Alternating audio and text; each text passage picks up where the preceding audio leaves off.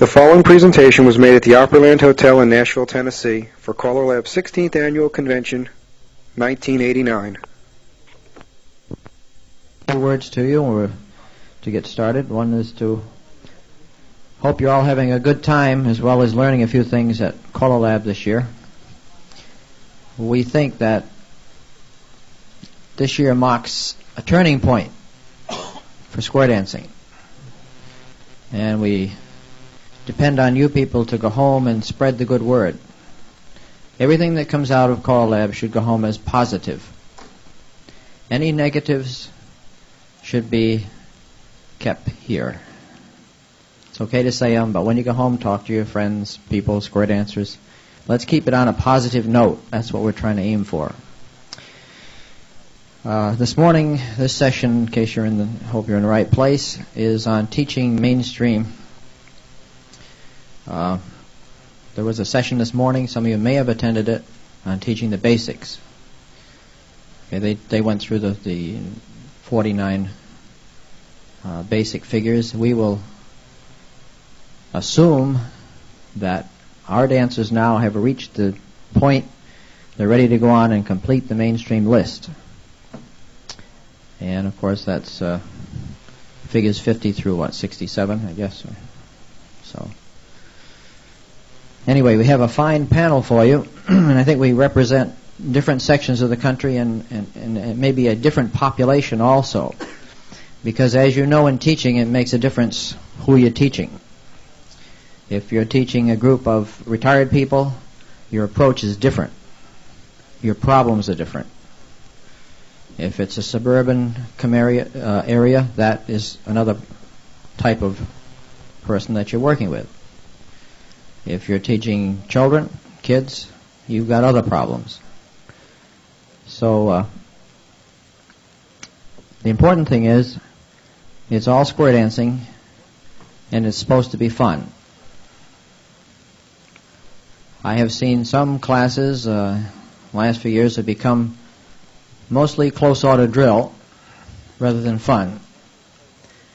And I think that kind of dancing should be reserved for people who want to get an advanced and challenge. And not that I don't want to get the idea that I think that advanced and challenge is not fun, because I call both. And I keep it fun there too, I try to. But when you get into talking real technical choreography and so forth, there's a place for that, but for your beginners, people that are just learning, I think we got to really keep the fun, or put it back into the dancing, and keep it a social kind of thing. Get these people dancing, having a good time, go on from there after that, you know. Let me introduce the panel. Over here on my left, far left, is Ken Ritucci. He's from West Springfield, Massachusetts. Ken has a fine background in teaching. He's taught several classes, and he also has written for directions or guidelines. And a copy of that is available for you over here. Ken has served as staff on Earl Johnson, Al Brundage's Caller School, and so he comes well prepared, I think, for this session. On my immediate left here, John Paul Bresnan comes from, I got it written down here, Birmingham, Alabama. So I think that represents a different population, perhaps, and maybe some different problems there than maybe Kenny would have in West Springfield. And last but not least, Jerry Junck. You all recognize as your fundraising chairman. He's done a great job of that. And he's also an excellent teacher. He comes from way out west in, what's the town? Carroll, Nebraska. So you see, we're kind of spread out. But in talking ahead of time, we find out that I got some support back there, Jerry, I guess. We find that our ideas aren't too far apart. Maybe some of the techniques and so forth and some of the things we do are a little bit different, but mainly the ideas kind of fall into place. So without further ado, I want each one of these in turn to just say briefly a little bit about themselves and so forth, their experiences, and we'll take it from there. Ken, why don't you start? Thank you. Like Red said, I come from basically the same area that you do. We live about 30 miles apart, and it's a relatively large area. It's not a major city, but I'd have to say 15, 20 years ago we had 65 clubs in our area, and today we have 13. So it's right now I'd have to say it's an indication of many areas of New England. It's sort of a depressed area. Classes haven't been huge, but we're going to try to build it up again. We're going to be having our New England Square and Round Dance Convention come into our area in 1991, so we're hoping that will help build up some interest with bigger and newer classes. I've been teaching and calling for about 14 years now, and I've been very fortunate to be able to help serve on Earl and Al's Caller School staff. And one of my features there is to show the new callers how to teach a class. And I've been very comfortable with that. I enjoy it, and I was asked to write an article from Jack Murtha on the Education Committee, and I encourage all of you to come up and take it. But I love to teach mainstream, and I think my attitude's changed the last couple of years. I really feel that that's one of the ways to go, despite the fact that I do call higher levels. I still think that we have to start from the bottom. But that's it for now. I'll talk later. Thank you.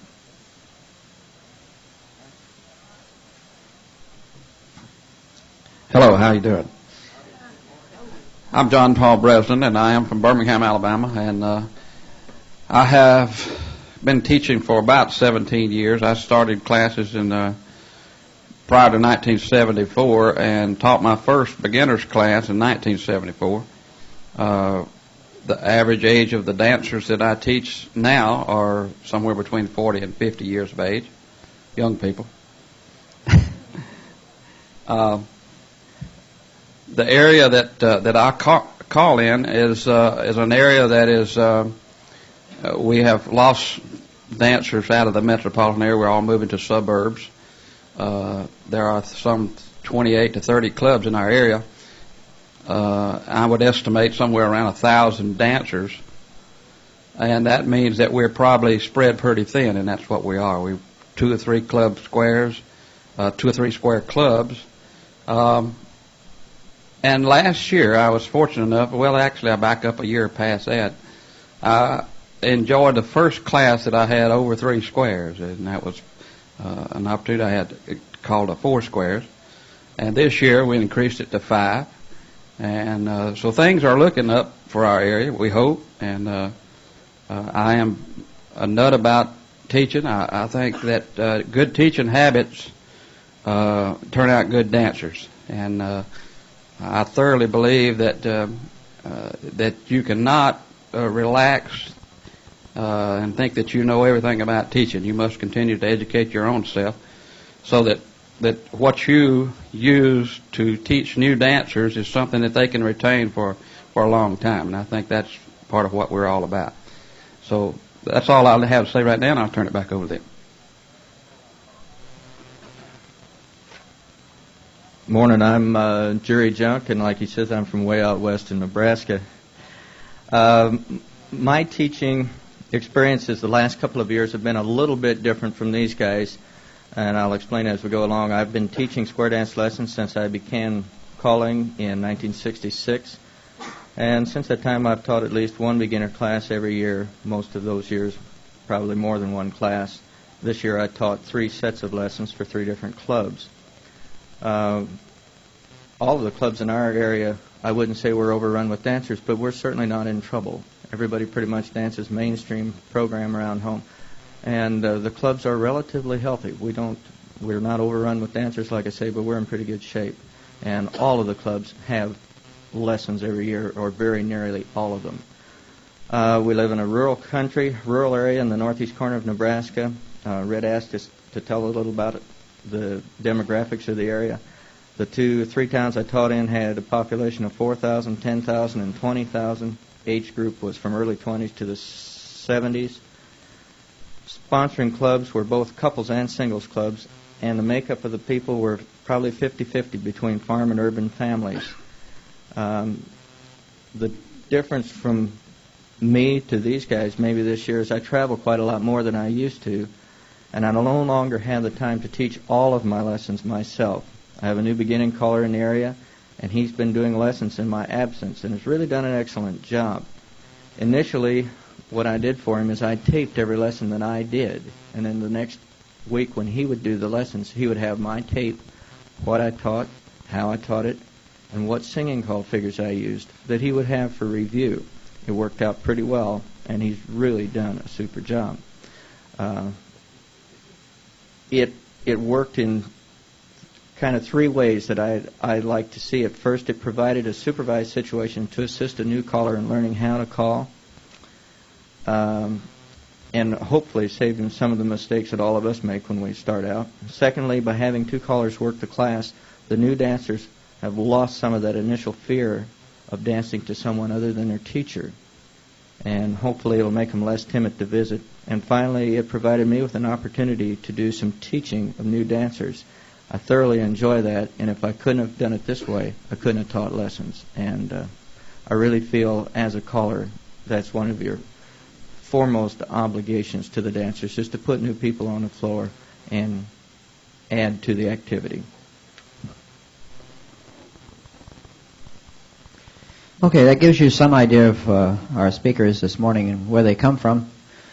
For myself, I taught in junior high school for 26 years, and during that time did a lot of work with kids and so forth, especially in the early years. So I have some background in teaching, which does help, and I think the same principles apply to teaching square dancing as they do to teaching, other things. Some of the same concepts and so forth. You all do. Maybe you don't even realize what you're doing, but you do if you're a competent teacher and if you're getting through to the people. There are, however, many ways to get to Rome. And that does not mean that what one person does is necessarily right for someone else. The objective, of course, is what we're all looking for. So when Kenny talks, or Paul, Jerry, they may have a different approach than you have. If this kind of thing works for you, buy it. But the important thing is that we keep an open mind and we keep listening. I think you all realize that you never stop learning. Once you stop learning, you're dead. You might as well fold up and go sit in that rocking chair. I shouldn't say or go to Florida or something. No, that's not true.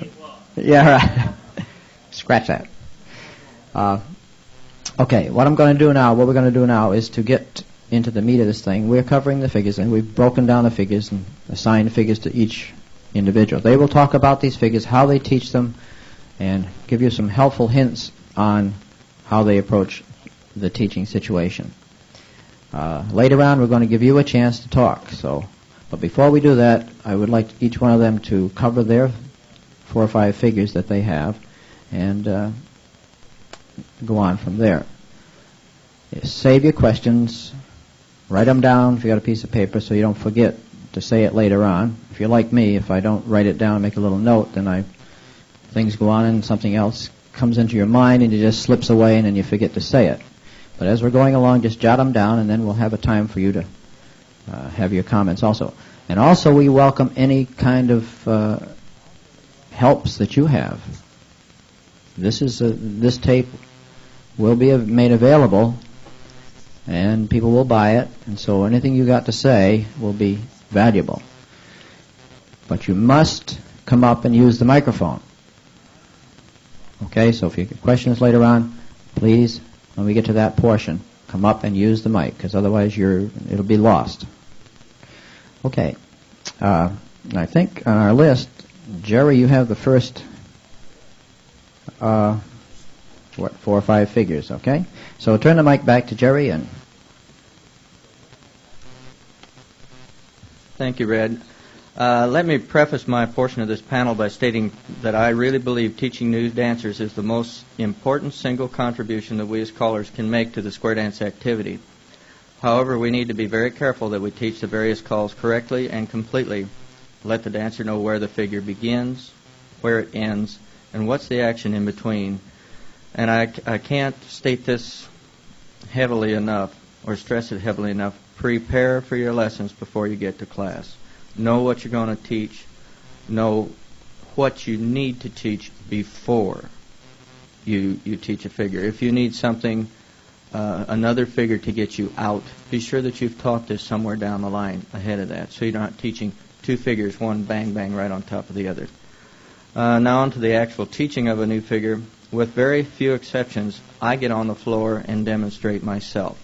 Now some of you probably or maybe have huge classes. You can't do that. You would have to have a demonstration square. Normally I do get on the floor myself. I talked with each of these guys. John Paul uses demonstrations. Some of the rest of them don't. I visited around at home and discovered I'm the only caller that does it. It works for me. One picture seems to be worth 1,000 words. I think new dancers need to see where the call starts, where it ends. I try to show the correct way to do a new call, and I repeat the action a couple times. Normally I don't take a whole square to do a demonstration. I will take just another couple and myself and a partner. If there's a little glitch to the call, I try to point that out. Boxing that is a great one to show. You just have a lady come up on stage and you tell people, that you're going to box the net, and be sure you face. You give them the definition. Be sure you wind up facing. And after we've done it a couple of times so that they can see it, I'll do it again, and I'll say, now this is what you're going to see.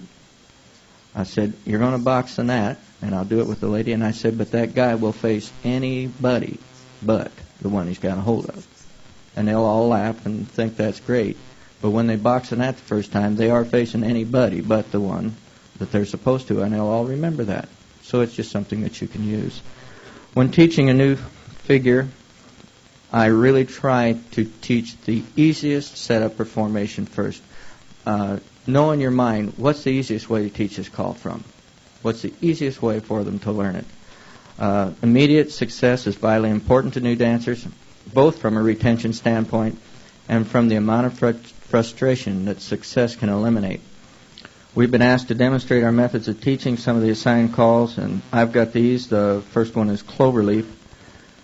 My first step would be to have a square of angels ready for this particular call, and I put the rest of the people just into a large circle, and it accomplishes 2 things. First, it creates an easy way for everybody to see what's being demonstrated, and secondly, with everybody, class and angels alike, in a circle, the outside distraction of people visiting on the sidelines is reduced.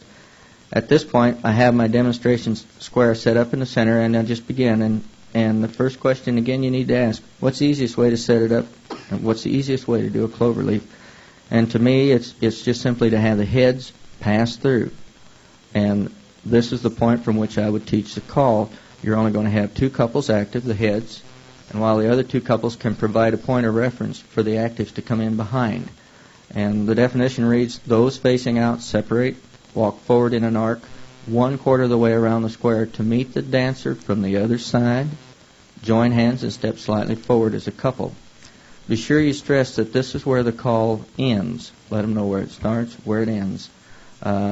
Next, you can have the new centers star through and pass through, go through the whole routine again, and you've shown both sets of couples, or all 4 couples, how to do a cloverleaf from what I feel is the easiest way to teach it. Later on in the evening, after they become comfortable with this way, I will reteach cloverleaf from a double pass-through position, 1 couple behind the other.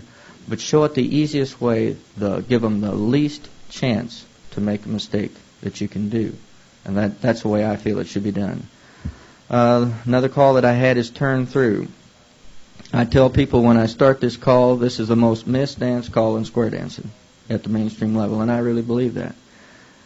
Again, I would demonstrate this just with 1 lady and myself, and I would have talked to her before we started, bring her up on the stage where everybody can see, and just explain it as it is. It's from two dancers facing each other. You walk forward, join right forearms, turn a half to face. Look them in the eye, get the eye contact and then their face, and then walk by and drop hands. You end back to back. You have to stress the face, because they will face anybody but the one they're looking at, or the one they have a hold of. The way I would teach the class is, after I would do this demonstration, I just have them get into lines, do a right and left through, and roll away. And they're in half sashayed lines.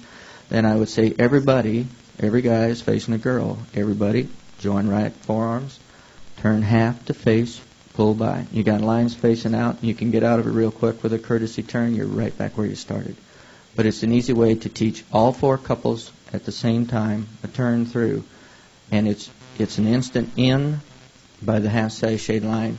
The courtesy turn is an instant out to something normal that they understand, to get back to a normal situation as rapidly, as quickly as you can.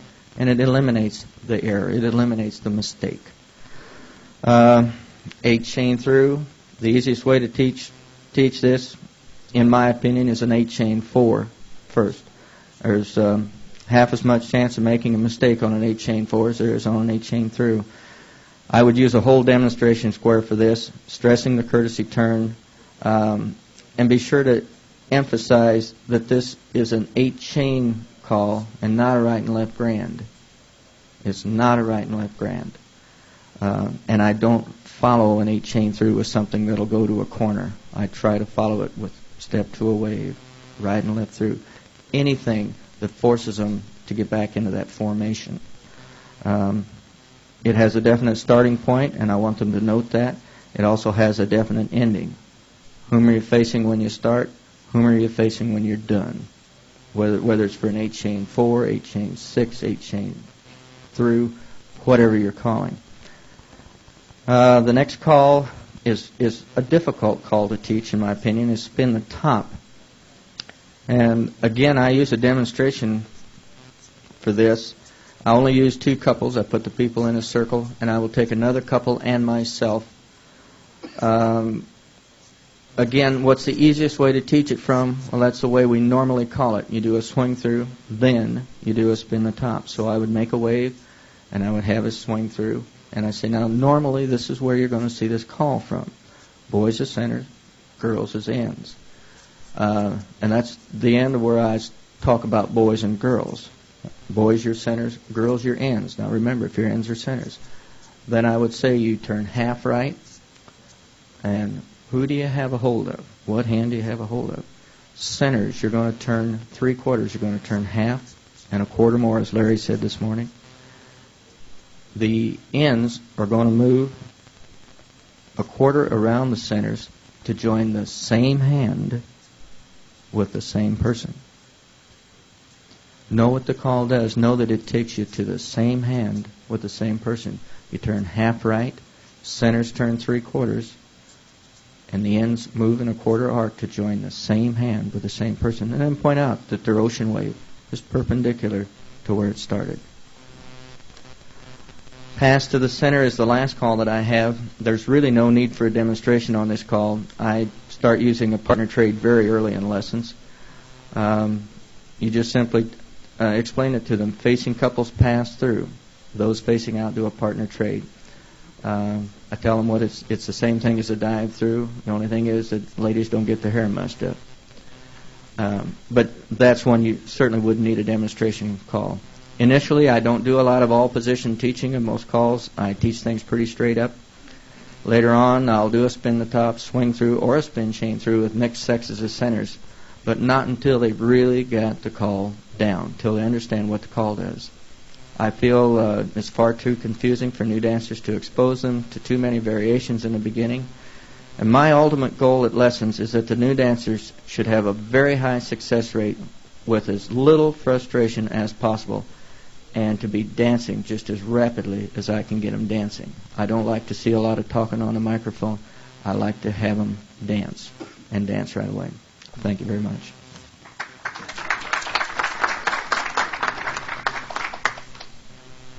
Very good. That one point you made, I think, is very good. I've seen some callers talk the dancers to death. I mean, They're standing out there, and I can watch them. They shift their position and they're like this, and they're saying to them, "Let's get dancing." You know, very good. Okay, let's go right along now. Let's see who's got the next. I think Ken has the next group.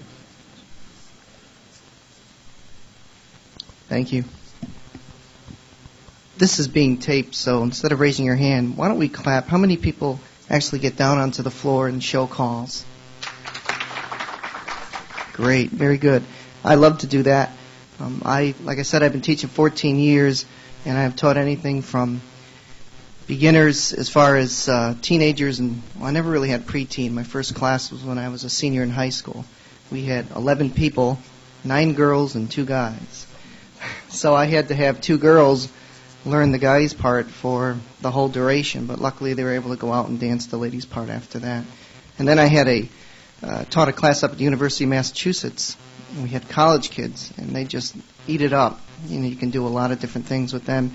And we had 2 classes, one each semester, so we almost had to burn through the material, but they were really able to handle that. But I've been teaching for a long time, and I love to get down on the floor and teach. And one of the things I like to do is I like to take one of the class members, usually a lady when I'm showing a figure, and I like to get the class members involved, and they like that. And then when I'm done, I usually walk away and say, "Why don't you give her a big hand?" And she smiles and everyone claps. I think that it's important that they get involved also. I have a few calls. One that Red asked me to talk about was scoot back. For some reason, I see a lot of dancers have difficulty with this, and I believe what Jerry said. I don't really start teaching a lot of different offbeat positions during beginner's class, unless, of course, I have a real sharp class, and I think they can handle it. But no way would I teach any call in a different position in the same night. I would let them dance that call for a couple of weeks, and then maybe go back and show them a different position. But I would make sure that they're comfortable with it. When I teach scoop back, I usually try to have, for, say, a static square, I would have the heads pair off and face their corner, or an old box 1-4, 0 box, whatever you want to call it. And I get down on the floor and I'll teach this call myself. I'll have them touch a quarter, and I try to work same sexes, boys with boys, girls with girls. And I think that shows them the mechanics of the call. And then from there, I would do, from parallel ocean waves, I would do a scoop back where they're a little bit further apart. But I don't try to get too fancy with the scoop back, and I certainly wouldn't do any left-handed movements from there, not for a while, with any call. That's just my own personal feeling. Slide through. Well, by then they've been doing star through for many weeks, and I don't get out on the floor and walk slide through, but I do tell them that when they pass through that the man always quarters to the right, ladies always quarters to the left, and I certainly won't show that with same sexes facing. I may not even get to that during the course of a class. It's awfully difficult, and if you're calling at the higher levels, all you have to do is call same sexes slide through, and you'll see what I mean. It's awfully difficult. Right, but I don't have to teach that, and I also like to preface it by telling them we've been doing star through for many weeks, and I sometimes say, even though I do go through the description of the call, I say it's a star through with no hands, and they pretty much catch on. But then I got to keep using it, especially when you start getting into pass to the centers, and you try to combine these calls that don't use arm movements. Next call I have is centers in. I don't know about many of you, but I certainly will not teach centers in and cast off 3/4 in the same night. I have been guilty of it way in the back in my past of doing that, only because it seems to flow so well and the dancers get programmed into almost doing that. But lately I've been doing, since, well, we dropped centers out, but with centers in, I would have maybe from a completed double pass through, I'll say centers in from that position, and then I'll say centers fold, because I have to look at where the body flow is moving. They're all moving forward at that point, so we have to do something. I certainly wouldn't want to call centers in and then, pardon? Or bend the line, right? You don't want to do something where they're going to go forward and then have to back up. So whenever I have a completed double pass through and I put a centers in from that position, I try to keep the next call moving to where their body flow is going that way. I do get into a little bit of centers in from, say, a 0 box. You say you have the head square through or the side square through 4. You put the centers in, and then from there, you can, again, they are moving forward. Those 2 people are moving forward, so you may want to do a cross fold where their body flow is moving. I personally don't do a lot of that type of centers in and then casting off 3/4, which is my next call. When you do that, if you really just have a mainstream floor, if you put from a zero box, you put centers in and cast off 3/4, you're going to end up with inverted lines. And although it's not a difficult position, if you're not familiar with these kind of situations, you can get into a lot of trouble. I tend to stay away from that from beginner people. You start calling them a strong plus club or maybe higher levels, then I would do stuff like that, and they're familiar with that at that point. The next call, well, cast off 3/4, I get out and show that call. I think it's a nice call, and for some reason, a lot of dancers have trouble with that call. I tell them to count the walls. If I'm teaching it from a completed double pass-through situation, I may have a centers in at that point. When I say cast off 3/4, I say the centers are going to walk to the outside. The outside people act as a pivot or a hinge on a door, and I say you cast 3/4, count the walls. And just for fun, I'll say sometimes cast 3/4, or sometimes I'll throw in and cast a half, and they have to make that abrupt stop. But that's just to teach them between the half and the 3/4. It gives them practice. But I like to get out and teach that call also. And then that's another call that I'll do with same sexes in the beginning. But it's not a call that I would linger on with same sexes. I think once we start doing completed double pass-throughs and centers in, and if you follow with the cast-off 3/4, everybody hangs on to that. I try to stay away from what I've seen a lot is where you do that sequence 3 times in a row, completed double pass-through, centers in, cast-off 3/4, and then you do it the caller does it 3 times in a row. He'll pass through, wheel and deal, double pass through. It may be good practice in the beginning, but once they know it, it's sort of redundant. Next call I have is fold, which I use a lot of. I probably use more cross folds than folds because, for example, on a swing through, I'll have the centers trade. Well, their body flow is going forward. A cross fold fits in very nicely because then they can easily walk out. They tend to get used to that. I have no qualms with using folds and cross folds with my beginners once I teach them that. And I probably, like I said, use cross fold a little bit more. To me, it flows a little bit better in some situations that I use. And the last call I have is walk and dodge. And I will show walk and dodge, probably not all the time, but I will show it. And what I do is, again, I'll preference that with probably getting them into say the head square through a zero box, and I'll say touch a quarter. And I would have in this case, it would be the boys walking and the girls dodging. And I'll start it out that way, but I have no qualms with quickly, maybe a week later, or possibly that same night, doing the girls walking and the boys dodging. And then from there, you have to see where their body flow's going also. On a walk and dodge, you certainly don't want to call something where it's going to revert the girl all the way back to the left. That would be a killer. If you have a sharp group down the road and you're doing plus, I like to do a walk and dodge to a chase right, anything where their body flow is going.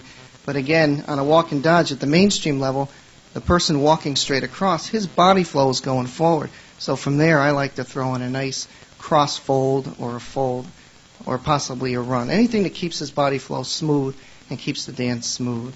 But I like to get down on the floor. I think it's a lot of fun, and I like to get my dancers involved. And again, I don't like long-winded conversations up on the microphone because, like Red said and Jerry, they tend to get tiring of that. Thank you.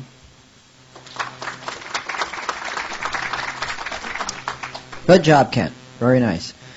John Paul has got the next group, and he's got some interesting ways of doing things, I know. Thank you again.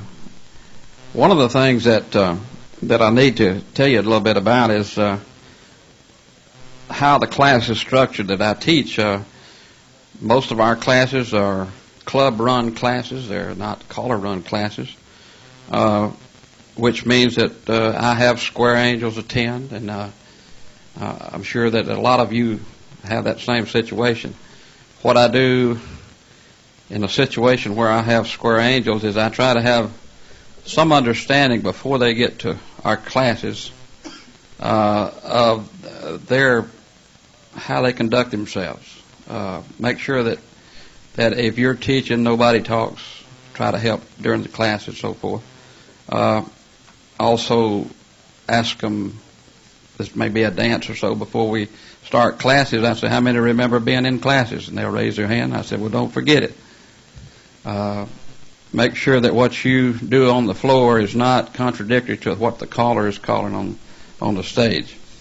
I use a numbering system. I heard that mentioned this morning in the basics program. I use a numbering system, and I have for the last 4 or 5 years. I'm not sure that all of you are familiar with what the numbering system does for you, but it's been my experience that dancers are being human beings, have a tendency, the young people collect together. People who at work got together and came to classes, they kind of congregate together. It gives me an opportunity to move dancers without any problems before cliques start forming, and so it evens my floor for me. It makes me at ease with every square. I don't have to worry about this square being... Now, that won't happen in all cases. In some cases, you'll find that you'll have dancers who learn slower than other dancers, and you've got to cope with that, and I think that will always be part of the problem that we face when we teach classes. The numbering system, like I said, is a very helpful tool to me, and I think if you've not tried it, you may think about looking into that aspect of it. We have never, prior to 1988 in Reno, we've never been able to sell the 41-week program also. We start our classes in September, and we end sometime in April or May. So last year, CALLERLAB came to us. They came down to 29, which is somewhere in the range that we teach our classes. So I think that perhaps to our other callers in our area, this is what reality really was to start with. It's the teaching to 29 weeks. The calls that I've been asked to look at and are 4 calls that I think are very important. The first one is called Dixie Style to an Ocean Wave. In a lot of cases, this is the first chance that the dancers that I call for have been in a left-handed ocean wave, and it's a very super good tool to get you in a left-hand situation. Prior to Dixie Style to an Ocean Wave, I limit very much the material that I use in a left-hand manner. I'll skip over left square through and left swing through, but I do not tell them that these calls do not exist. I say we're coming back to that, and we're going to cover the left-handed material, but we're going to do it at a later date. This is one of the times that the opportunity is there, because Dixie Style to an Ocean Wave will leave you in the left-handed wave. It's a great opportunity to start your left swing throughs and so forth. I asked 6 or 7 callers prior to being on this panel how they taught Dixie Style to an Ocean Wave, and I got 6 or 7 variations of how to teach Dixie Style to an Ocean Wave. So I looked at the definition recommended by CALLERLAB, and none of the 6 or 7 callers use exact terminology that was stated in the definitions. And I attended a session last year that was very meaningful to me, and that all dancers don't understand terminology that we understand. We have to put it in the terms that they can understand.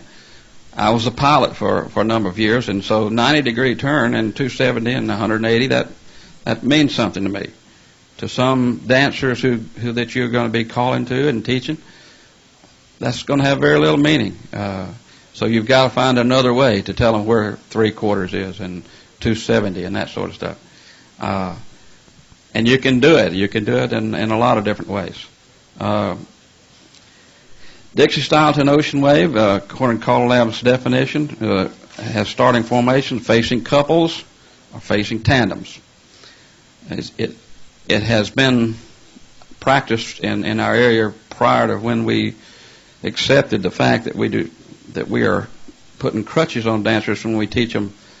Always start this call with a right hand or left hand, and now that's just become so much easier for me to teach a call, because I don't refer to girls do this, boys do that. I'm getting myself into the practice of using ends and centers, and that makes it easier for me, not only for me, but as the dancers progress, they don't have any crutches that they have to release and relearn. So I don't use boys and girls except where it is necessary. If I have a problem on the floor, then I say the boys are now centers and you do this, and the girls now centers, you do that. Dixie style to an ocean wave from facing couples, I would have the right side dancer step forward and join a right hand.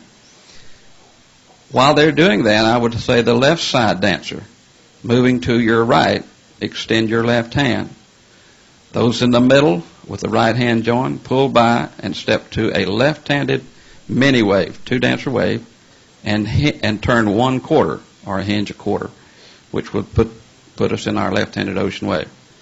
I find that in teaching Dixie style to an ocean wave, if the dancers are not trained well enough, when it looks so much like a flutter wheel, if the left-hand dancer commits himself forward, especially when the boys occupy that left-hand position, if they commit forward, then the call is almost down the drain before you get started. The idea is to teach that left side dancer to move to the right and be ready to accept the left hand of the dancer coming out of the center. If they don't, then the left hand of the left-hand dancer is the furthest away from the center dancer. And that is the problem point that I see in Dixie style to an ocean wave when I teach it. The adjust to the right. Somebody mentioned this morning when I was talking about it.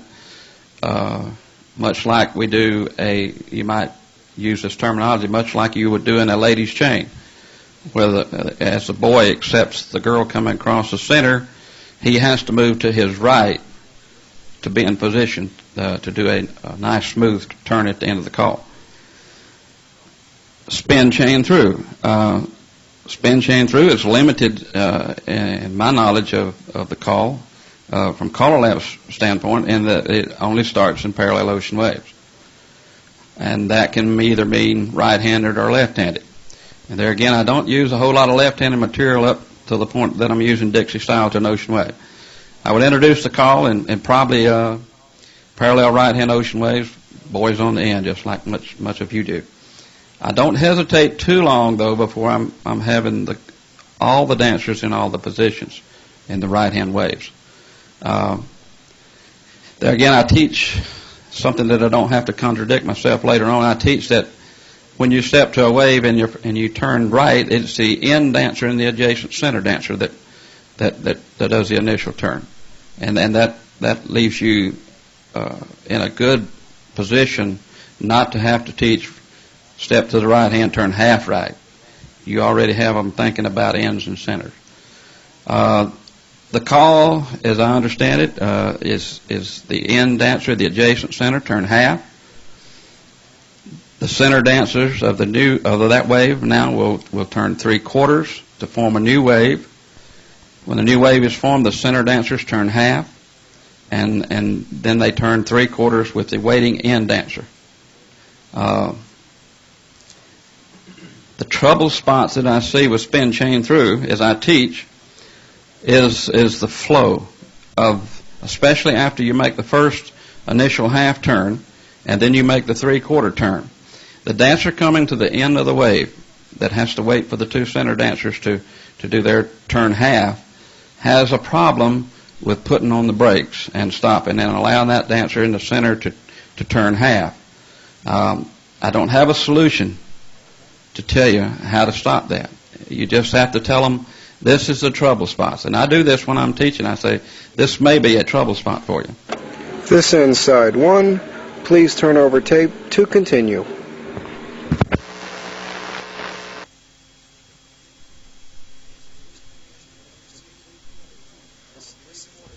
Well, a 3/4 turn for some will be very difficult because they won't relate to a wall or a line on the floor, whatever they relate to on a 3/4 turn. So the 3/4 turn and the end dancers putting on the brakes is very important in your teach, and you recognize that may be a trouble spot.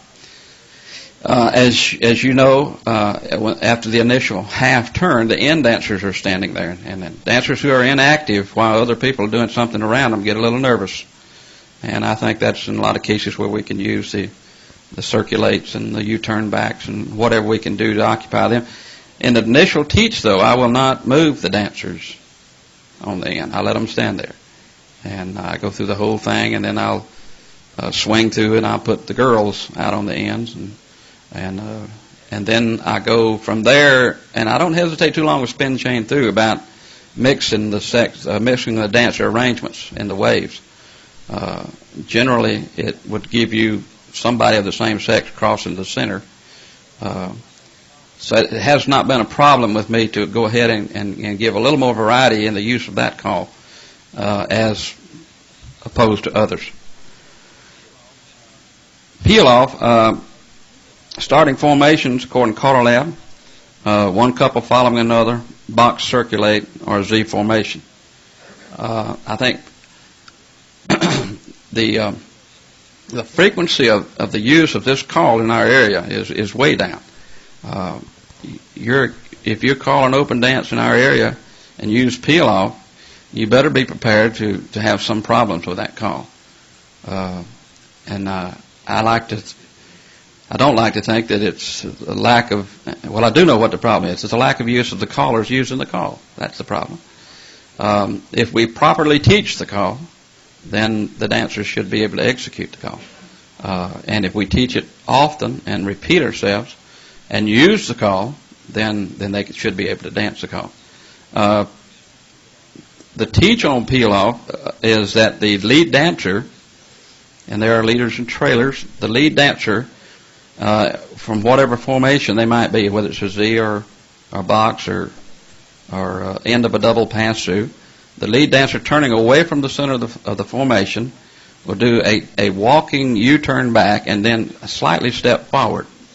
The trailing dancer steps into that vacated position and does a U-turn back by turning away from the center. And that's the way I teach. And what the problem I find is with peel off is that if the lead dancer only slides to the outside and does a U-turn back, especially if I'm at a completed double pass-through, that the gap that I leave between the two lines that are formed is tremendous, and dancers have to adjust to that. I use peel off a lot from the Z formation, and I think it's a very nice way to get into a two-phase line. So I use it very, very often.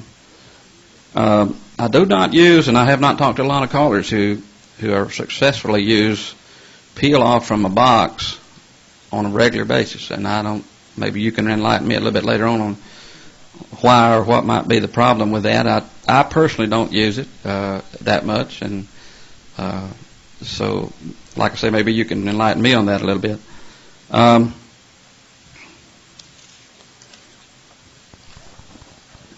The last call that I have is tag the line, and the full use of tag figures I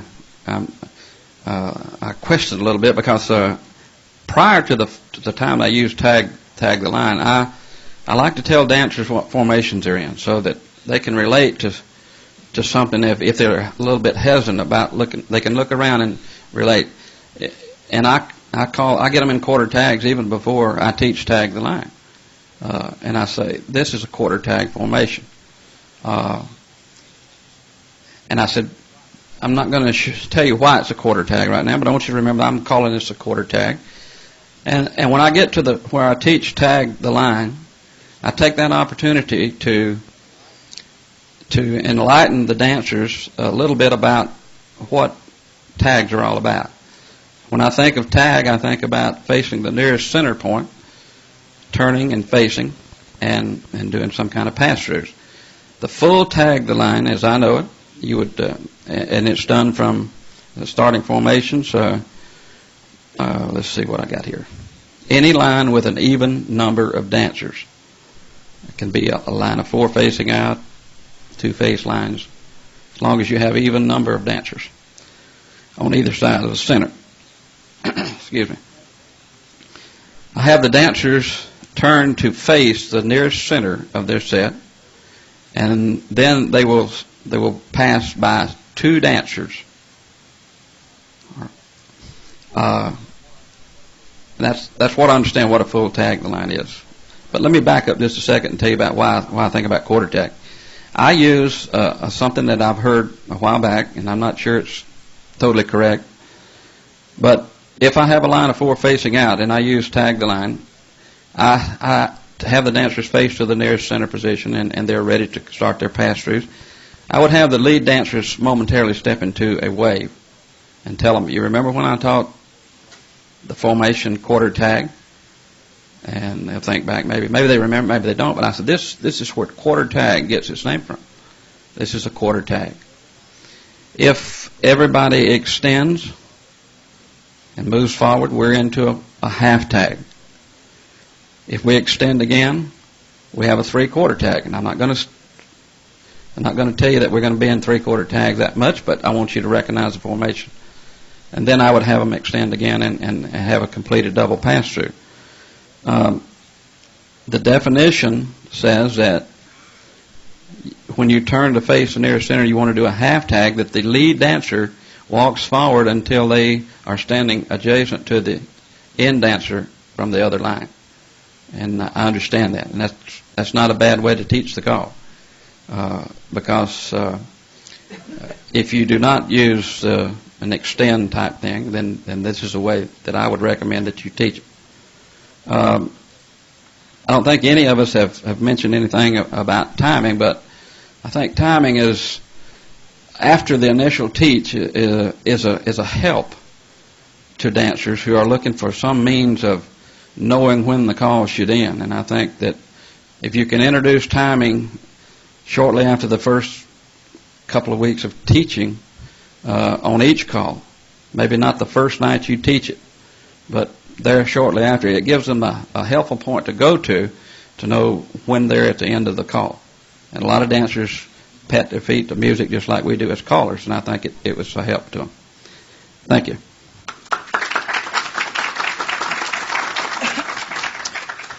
Okay. Gee, I think we gave him some tough ones, don't you? Those are hard to explain. Ever try to put those things into words? That's the hardest thing to do. Did an excellent job. Thank you. Oh, yeah.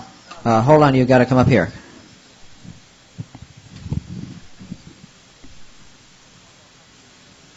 I just want to know how you eliminate the tendency of the dancers in a Dixie style to an ocean wave to courtesy turn that girl coming at them.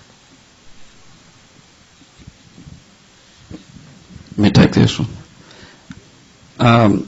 I really, to be honest with you, I've never had that problem with Dixie style to an ocean wave. Like I stated earlier, I do have the problem with the left side dancer extending forward and creating a situation that his left hand is so far away that he can't recover and get into the left hand ocean wave. I really, maybe somebody else in the panel could answer that. I don't see that where I'm calling Dixie style to an ocean wave. Do you guys? Do you have any of my experts here want to field that one? Jerry? You teach it different. Oh, that's all right. Just let's hear how you do it. All right, I teach Dixie style a little bit differently. Totally, probably opposed to the CALLERLAB definition. I work left touch a quarter that evening before I'd started Dixie style, and I simply get them into a scoot back formation, have the boys scoot back, boys fold behind the girls, and get the two ladies facing. And then I would have the girls right pull by, left touch a quarter of the boy, and you're there. And after they've done it a few times, then I have them do a right and left through, ladies lead, left touch a quarter with the guy, you're there. It's that quick. And they'll never make a mistake. Guaranteed, right? Hold on. One more time. I just have the head square through and touch a quarter so that the boys can scoot back. Boys fold behind the ladies, so you have the two girls looking at each other, boys behind them. Ladies take right hands, pull by, left touch a quarter with the guys. And you've done a Dixie style to an ocean wave. Do that a few times till they get the feel. The boys get the feel for that left touch a quarter. And again, you have to work left to touch a quarter before you get there. And I just have a little get out I use for that. I have the center square through 3, left touch a quarter with your corner. Boys run left. Boys look left. left Alaman. You play with them a little bit. They'll do that left touch a quarter in a second, and then that's the way I teach it. And after they've done it that way a few times, do a right and left through. Ladies lead Dixie style, right pull by, left touch a quarter with the guide, and it's instant. Yeah, I use the thing out of a right and left through, as I remember. You know, I haven't taught a beginner's class for 2 years, but I taught a lot of them. I used to teach 4 in a row. You know, 1, 2, 3, 4. And in looking this up, I found that I had to kind of think about things again, all over again. You know, that how did I do that? How did I do it? You know, and I think that's hard to do. You've got to put it into words what you do. And a lot of you do it, and you know what you do, and it comes out fine. But to put that in words is not the easiest task. We're going to zip right along. What's our time on this? 15 minutes, yeah. So let's zip along, because I do want to have time for questions, okay? So just hold them a minute. The remaining figures in the list are scoot back, fan the top, hinge, and recycle. My opinion and this is my opinion, that the cast-off three-quarters we've been talking about should have been taught earlier. And I teach it earlier because it is involved in fan the top, which is one of the figures I'm talking about, also in spin the top. I like to teach it earlier. That's just my own opinion, and it seems to work well for me. And when I teach a scoot back, just quickly now, I usually work in a box situation, a box circulate situation. And I tell the dancers right off now, you've done a lot of trades, and when you get through, you've traded with your adjacent dancer. So that tells them where they're going to be when they finish. And that, I find, is a help with any figure. If they know where they're going to end up, what their ending position is going to be, it helps in the teach. And, of course, you must use what they already know. That's critical. You build on what they already know. Makes your teaching so much easier. So then I just have a little quick review on turn through again, because that's a tough figure, and a lot of people still don't do turn through properly. I think maybe because it isn't used enough, but anyway, or maybe because it's used to turn through to a left Alaman too much. But anyway, in a scoop back, those facing in, I have a go and turn through and come back out, right? And it usually falls right into place, at least for me. On the fan the top, as I said before, I review the cast-off action because that's critical to the figure. And of course, if in my teaching I haven't yet taught spin the top. I teach spin the top after I do the fan the top. And they're fanning the top for a while before they do the spin the top. So then it's very easy then for me to teach spin the top. I just have the extend it with the right hand turn first and do your fan the top, and you got it made. On the hinge, I tell them it's half of a trade right off. You've done a lot of trades, I say do a half a trade. They all hinge for me. Now they do it for me, so I don't have a big problem with hinge.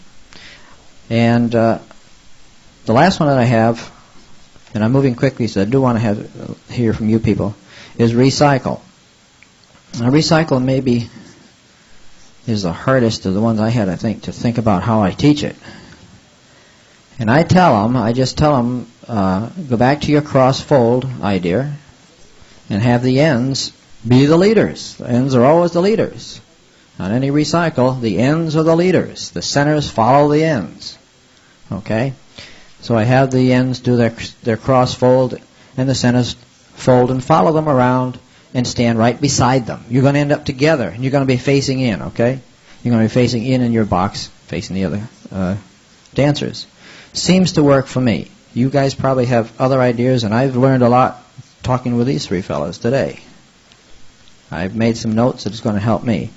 Now, Jerry had one comment I want him to make, and then we're going to open it for questions. Jerry?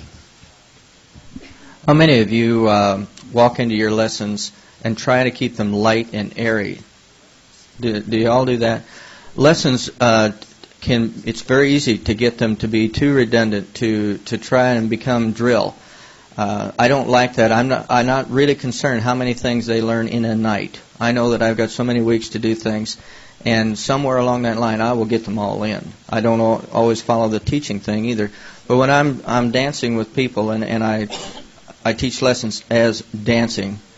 For instance, if we do a walk and dodge, how many have trouble with a girl turning around? Okay, there's a way out of that easily, and they can have fun. I say, all right, now we're going to do a walk and dodge. Ladies, in this position, you are not going to turn around. I'll say, now boys walk across, girls dodge, and I demonstrated. And I said, now for all you girls that turn around, I said, if you turn around again, you're going to turn into a pillar of salt.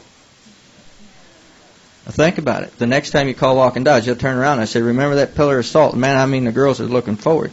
And I don't follow that with a partner trade. I'll say, boys fold, touch quarter, start through, whatever. But you don't do the partner trade to start with. It's the little things that you do. And keep things fun. How many times have found that the guys have more trouble than the girls? Okay? So you make it a little contest. After you explain something, you have say, just tell the girls to take the pressure off. Say, girls, take a look at your corner. Take both of these hands in your hands. Say, don't worry, I got it. Anything like, make them smile. Make them have a good time. Have fun. Start your night out with roll out the barrel. What's wrong with having them sing? Make them happy. Use your music.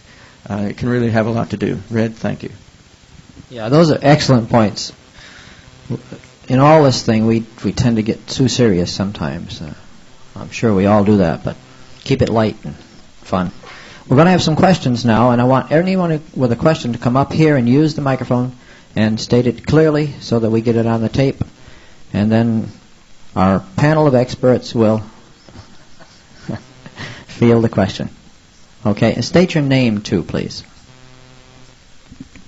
My name is Dan Koft. I'm from New Jersey. I don't truly have a couple questions, just a couple things I'd like to share with everybody.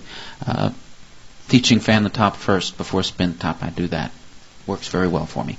When I'm teaching pass to the center, I tell them everything you need to know is in the call. You pass through and you end up facing the center. If you're facing out, do partner trade. And I have had very little failure rate after using that little clue to my new dancers. I give them a clue with slide through. Wave your hand. The one you use your star through, wave it. Don't touch anybody, but wave it. Okay, yeah, I'm turning that way. And they go in the correct direction. When I'm teaching spin chain through, I tell them the absolute hardest thing, and I've been telling them this from the beginning, and I'll tell them the absolute hardest thing about this call is the absolute hardest thing about square dancing. Stand still with confidence. Because those end people, they want to move. And those people who did the three-quarter turn and then have to stand still, they want to move. Tell them, you've got to stand still with confidence.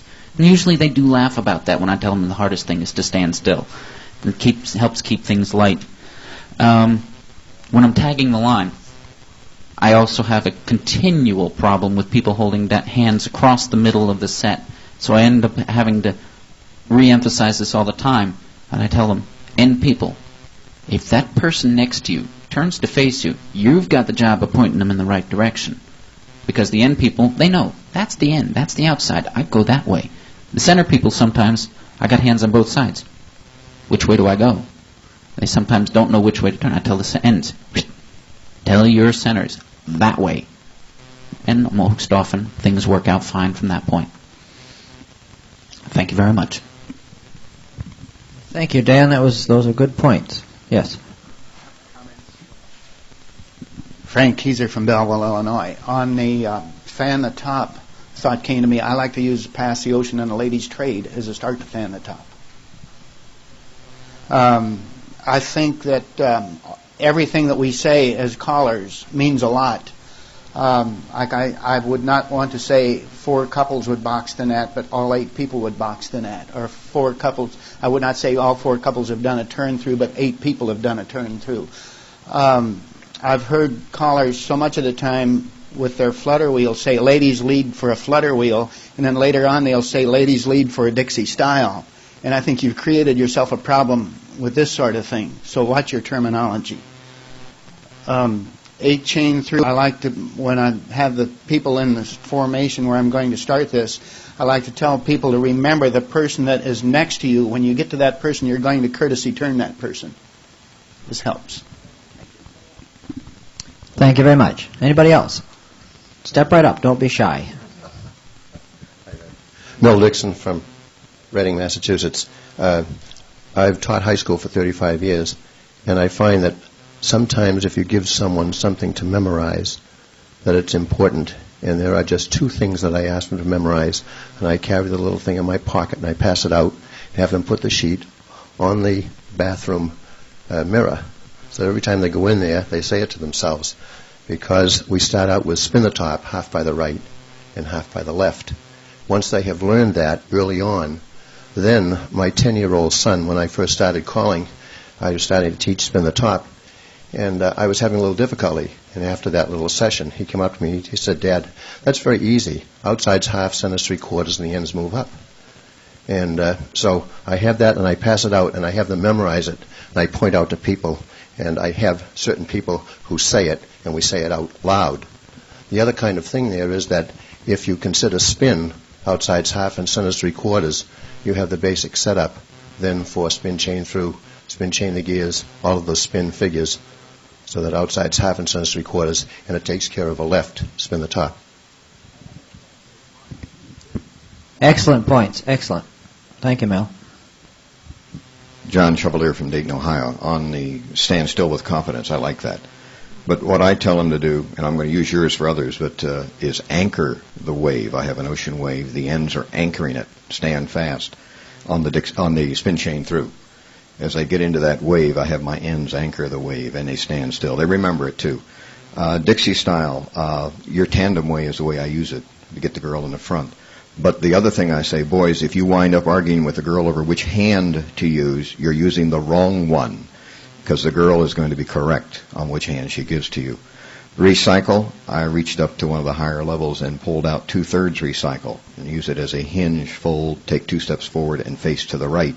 It gets a traffic pattern going, and then we show them a cross-fold action, and it goes from there. But once the girls know the traffic pattern they're following, you don't have to fool around with a hinge fold anymore. Thank you, John. Jack? Jack O'Leary from Connecticut. I like that anchor the wave. I wrote that down. I may create another call, on a different level. John Paul, yeah, that's what the activity needs, isn't it? John Paul mentioned a comment about lack of callers teaching a call and the lack of its use. I think that's important, and we all need to go back to our local callers associations and emphasize that, I think.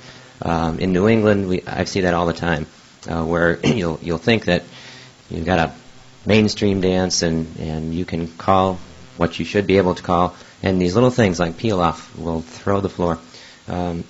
So I just like to emphasize that point. Thank you, Jack. Anybody else? Yes, sir. Come right down. Come on down.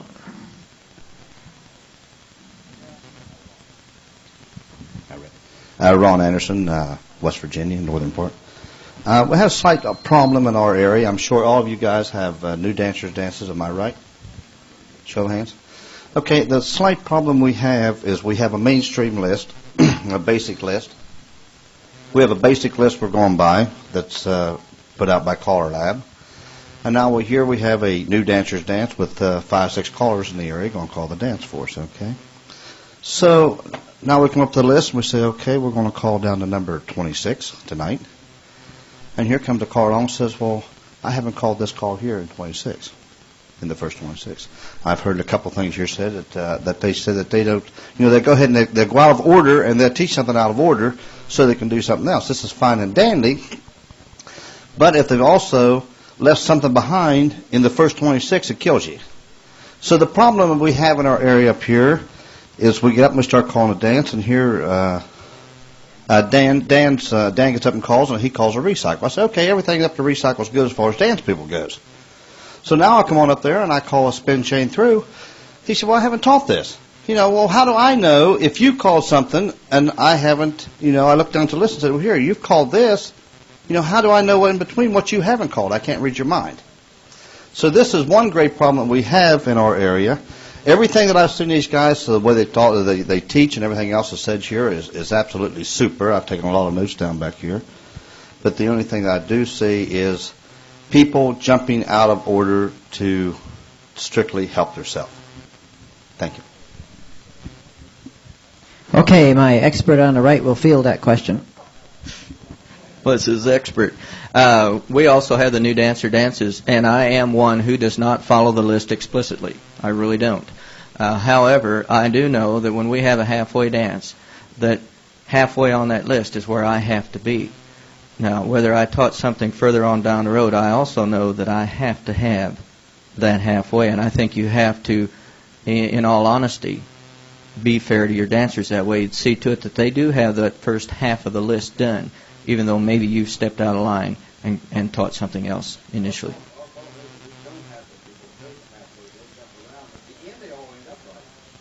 Well, that's, in my estimation, that's a caller problem, and I think that's doing a disservice to the dancer. You have to use the judgment that you know these are the calls that will be at that halfway dance, and that you owe it to the dancer to provide those calls for them, whether you jump around or not. In Massachusetts, we have what we call a fall festival, and we have a beginner's hall. In fact, it's one of the few festivals I've seen that has a beginner's hall, at least in our area, made just for the beginners. It's usually held around the third week of November, and what our caller association does is we get together and we look at all the calls of what we would think they would know at that point, and then we cut it down from even there. And we print this list out and we give it to all the callers, and it's been used for the last 5 or 6 years, and that's all they can call. We really reiterate to the fact that we want these dancers knowing at least up to here and nothing more. Now, if a caller goes out and calls 5 or 6 or 7 more calls because his class is way ahead, that's fine. But come beginner ball time at that hall, that's all they're going to get is XYZ calls. They're not going to get anything else, and it usually works fine. Everyone adheres to it, and we have no problem with it, and that's the list. We update it every couple of years, but for the most part, everybody works with the program. Okay, I think we have time for one more question. It's not a question. Okay, it's on these beginner dances. I'm very guilty of it in Denver. We've done a lot of them. I'm Mick Pearl from Denver. Did I say that? But anyway, it's up to the callers to try and keep them fairly close. And it's up to the person that's calling the dance, if he sees trouble, to back off. Right there's the big part right there. Give them fun. You may not be teaching or calling what they've learned in the last month. You know, like in December or so on. But give them a chance to dance the other things that everybody knows. And if they have fun, they'll be there. Thank you. I'd like Jerry to make a final statement just quickly. Most important thing, make it fun. Make it light, make it airy, make it fun. In closing, I'd like to say that there's a couple of things. One is that humor inserted in your teaching is quite effective. On the slide through, I made a note a while ago. I tell them before I do a slide through that this was determined when you were born where you're going to turn after you pass through. If you were born a girl baby, you're going to turn to the left, and the boy baby's going to turn to the right. They make a little game out of that. It's a lot of fun. Again, have fun, but try to really be aware of each individual class's needs. We all have different classes, and you have to recognize